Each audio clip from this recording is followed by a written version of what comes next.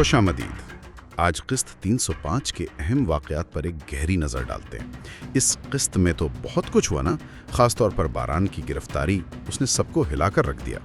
जी बिल्कुल।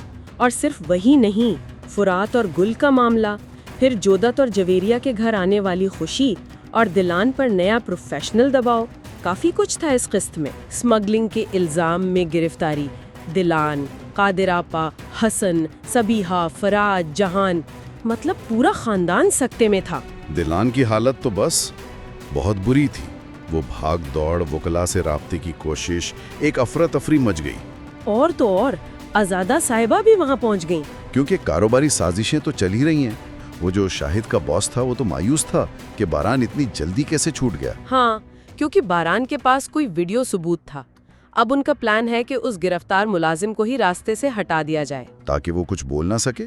और इसी दौरान आजादा साहिबा ने रेवा को भेजा है कि वो जेल में उस मुलाजिम तक पहुंचे। मतलब अब दो तरफ से कोशिश हो रही है उस मुलाजिम तक पहुंचने की।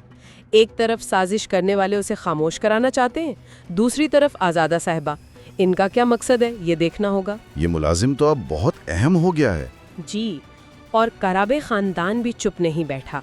बारान, जहान, हसन के वालिद, वो सब इस वाक़े के ब्रांड पर असरात का जायजा ले रहे हैं। प्रेस रिलीज की तैयारी, सिक्योरिटी बढ़ाने का फैसला,